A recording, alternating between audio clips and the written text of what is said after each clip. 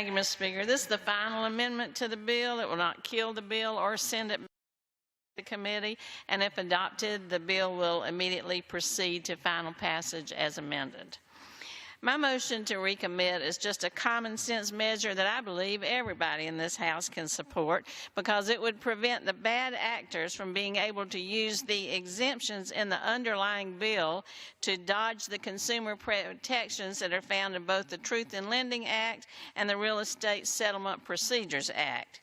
My motion says if a lender has committed or engaged in an unfair, deceptive, or abusive act or practice under federal law in connection with any transaction with a consumer for a financial product or service, or if they have been convicted of fraud under federal or state law in connection with a residential mortgage loan, they cannot avail themselves of this bill's decreased requirements.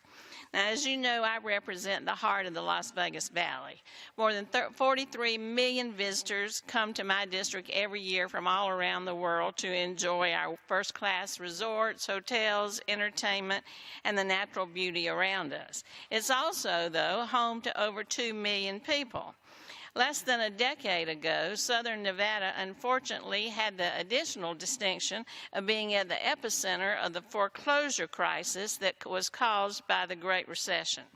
At its peak, nearly 70% of all homes in the Las Vegas Valley were underwater, and the foreclosure rate was 5 times the national average. For 62 straight months, Nevada led the nation in foreclosures and delinquent mortgages. And this is the number, just think about this, 219,000 foreclosures occurred during that period. Newspapers from coast to coast read like obituaries as home after home were boarded up, homelessness skyrocketed, and major developments along the Vegas Strip that were under construction went belly up, leaving high-rise, rusting skeletons in the middle of the desert. We lost 80,000 construction jobs during that period. Now, we were one of the first states to be hit so hard by the recession and one of the last states to recover. But now housing prices are coming back and new construction is taking place. Unfortunately, it seems that my colleagues on the other side of the aisle want to turn back the clock and go back to the abusive practices, including predatory lending, that contributed to the Great Recession.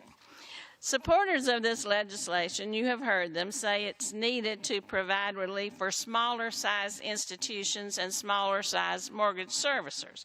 But that's really the red herring here. The CFPB has already, as you heard too, provided a targeted exemption to cover those folks. This bill is really about protecting the large servicers that fail to provide necessary loan documentation and to communicate openly with their customers, in turn contributing to millions of unnecessary disclosures and settlements for abusive business practices during the financial crisis. Nevada, in fact, had to bring lawsuits against financial institutions like Countrywide and Bank of America that engaged in this predatory lending.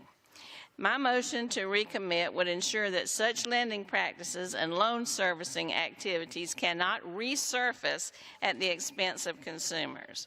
This is especially important also in light of the fact that at the same time we're eroding consumer protections put in place after the financial crisis, my Republican colleagues are also simultaneously taking away affordable housing from my constituents. The Job Cuts and Tax Act, passed in the House, eliminates tax-exempt private activity bonds, a move that will stifle investments in affordable housing. The Nevada Housing Division, for example, has already suspended its mortgage credit certificate program, which provides an average of $2,000 a year in federal income tax savings to first-time home buyers and veterans because of, threat of this provision. Furthermore, multifamily housing bonds make affordable housing possible for seniors, people with disabilities, veterans, and low-income families. Without the tax exemption on these bonds, Nevada can lose up to 7,000 rental homes.